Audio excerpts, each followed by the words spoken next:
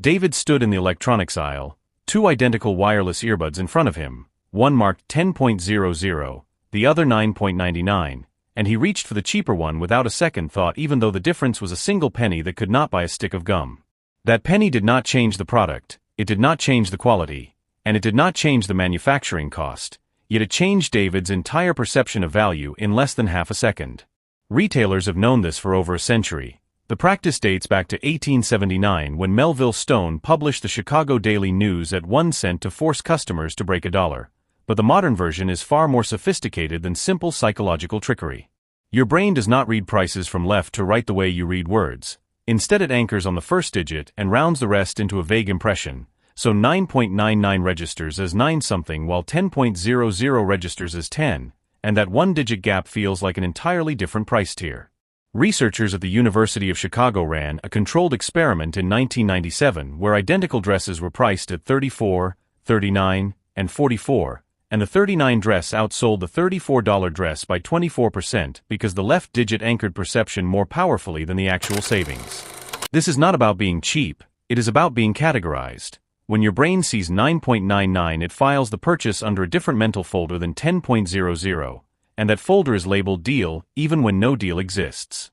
The real danger emerges when the left-digit effect becomes a cognitive off-switch. Shoppers who see $9.99 stop comparing alternatives because the price already feels like a victory, so the penny does not just reduce the price, it reduces scrutiny. Walk through any Walmart, Target, or Amazon bestseller list and you will find $9.99 on roughly 3 out of every 4 items. Not because retailers are generous, but because they have tested every price point and this one converts at the highest rate. Gas stations do the same thing with 3.99 per gallon instead of 4.00, and consumers drive past 3 cheaper stations because the left digit creates a false sense of proximity to a lower category that does not actually exist. The second-order effect is even more unsettling. When prices end in 0.99, consumers perceive the product as being on sale even when it is at full price. So the retailer gets the margin of a premium product while the customer gets the dopamine of a discount. This is why luxury brands avoid 9.99 entirely. A $2,999 watch feels deliberate while $2,999.99 feels like a liquidation, so the absence of the penny becomes its own signal of status and exclusivity. The architecture is not random, it is engineered. Pricing consultants charge Fortune 500 companies millions to determine whether 0.99, 0.95, or 0.00 sends the right neurological signal for each product category and customer segment.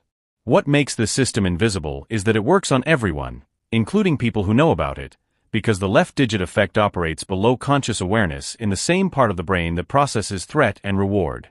David did not make a bad decision when he chose the $9.99 earbuds, he made a predictable one, and predictability is exactly what billion-dollar pricing departments are designed to manufacture at scale.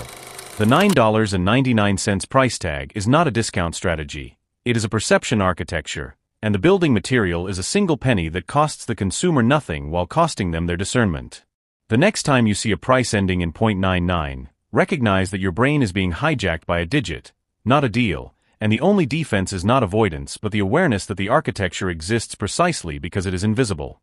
When you understand that 9.99 and 10.00 are separated by 1 cent and one entire mental category, you stop seeing prices and start seeing the system that built them, and that is where real financial clarity begins.